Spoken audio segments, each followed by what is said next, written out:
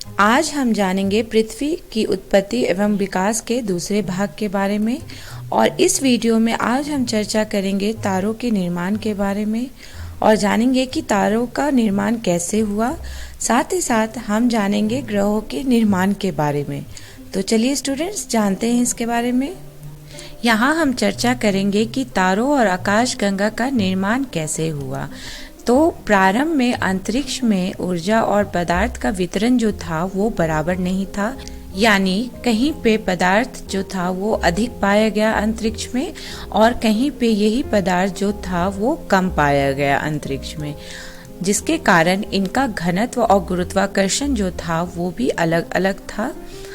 और ये घनत्व और गुरुत्वाकर्षण में भिन्नता होने के कारण पदार्थ का एकीकरण होने लगा और ये एकत्रण जो है वो आकाशगंगा के निर्माण का आधार बना। यानी जो पदार्थ बड़े आकार के थे उनका गुरुत्वाकर्षण भी अधिक था और वो अपने आसपास के गैसों को अपनी ओर ज़्यादा आकर्षित कर पाए, इसीलिए वो बड़े हो गए आकार में। जबकि जो पदार्थ जो थे वो छोटे आकार के थे, उनका गुरुत्वाकर्षण भी कम था और वो अपने आसपास के गैसों को कम आकर्षित किया अपने और, इसीलिए उनका आकार भी छोटा रह गया।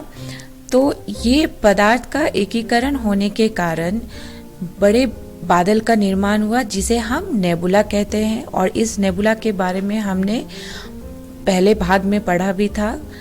और ये नेबुला जो है वो हाइड्रोजन गैस के संचय से बना। तो यही नेबुला जो है वो आधार बना गैलेक्सी यानी आकाशगंगा के निर्माण का।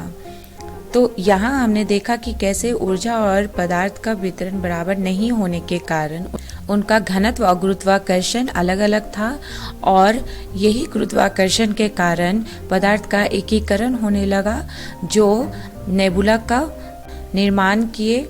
और यही नेबुला जो है वो आधार बना हमारे आकाशगंगा या गैलेक्सी के निर्माण का।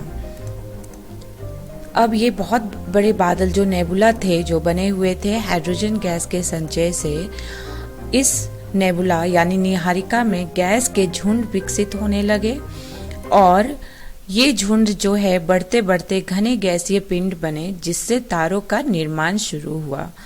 तो यहाँ हमने देखा कि कैसे पहले आकाशगंगा का निर्माण हुआ और फिर इस आकाशगंगा के अंदर गैस के झुंड विकसित हुए जो धीरे धीरे तारों का निर्माण किए। अब हम यहाँ देखेंगे कुछ महत्वपूर्ण तथ्य जो हमारे आकाशगंगा या गैलेक्सी से जुड़े हुए हैं। तो आकाशगंगा जो है उसकी दूरी 1000 प्रकाश वर्षों में मापी जाती है, जिसे हम लाइट ईयर्स भी कहते हैं। और तारों का निर्माण जो है वो लगभग 5 से 6 अरब वर्ष पहले हुआ। और जब हम आकाशगंगा के व्यास के बारे में चर्चा करेंगे तो एक आकाशगंगा का व्यास जो है वो 80,000 से लेके 1,50,000 प्रकाश वर्ष हो सकता है। तो यहाँ हमने देखा कुछ महत्वपूर्ण तथ्य जो हमारे आकाशगंगा से संबंधित है। अब हम यहाँ चर्चा करेंगे ग्रहों के निर्माण के बारे में। तो ग्रहों के निर्माण को हम 3 अवस्था में समझ सकते हैं। तो पहला अवस्था जो है ग्रहों के निर्माण में, उसमें नीहारिका के अंदर यानी नेबुला के अंदर गठित झुंडों में गुरुत्वाकर्षण बल से गैसीय बादल में क्रोड का निर्माण हुआ, जैसा कि हम इस चित्र में भी देख सकते हैं। यहाँ जो है वो नेबुला के अंदर क्रोड का निर्माण हुआ और इस क्रोड यानी सेंटर के चारों तरफ गैस और धूल कणों की घूमती हुई तस्तरी का विकास हुआ। तो पहला अवस्था जो है ग्रहों के निर्माण में, उसमें जैसा कि हम लोगों ने पहले भी चर्चा किया कि अंतरिक्ष में पदार्थों के एकीकरण से नीहारिका यानी नेबुला का निर्माण हुआ। तो इसी नीहारिका के अंदर जो है वो क्रोर का निर्माण हुआ, जैसा कि हम यहाँ देख सकते हैं। और इस क्रोर के चारों तरफ गैस और धूल कणों की घूमती हुई तस्करी भी विकसित हुई। तो ये था पहला अवस्था ग्रहों के निर्माण में। अब यहाँ हम देखेंगे दूसरा अवस्था ग्रहों के निर्माण में। तो दूसरे अवस्था में ये गैसीय बादल का संघनन हुआ और गैसीय पदार्थ जो थे वो छोटे गोले के रूप में विकसित हुए। ये छोटे गोलक जो हैं फिर संचलन प्रक्रिया द्वारा ग्रहाणुओं में विकसित हुए।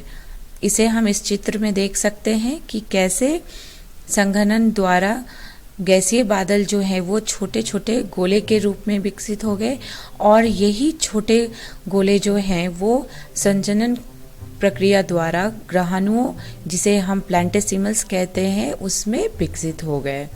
तो ये था दूसरा अवस्था ग्रहों के निर्माण में।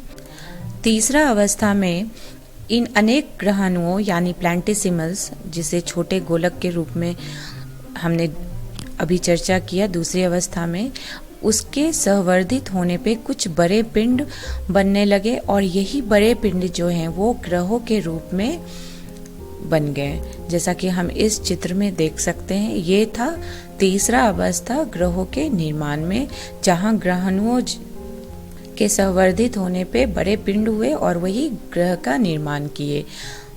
तो ये था 3 अवस्था जिसे हम ग्रहों के निर्माण में जानते हैं। तो इस वीडियो में हम लोगों ने जाना तारों के निर्माण के बारे में, यानी तारों के निर्माण कैसे हुए, और ग्रहों के निर्माण के बारे में। संदर्भ के लिए हम देख सकते हैं एनसीईआरटी बुक भौतिक भूगोल के मूल सिद्धांत। अगले वीडियो में हम जानेंगे सौर मंडल के बारे में और चंद्रमा का निर्माण कैसे हुआ।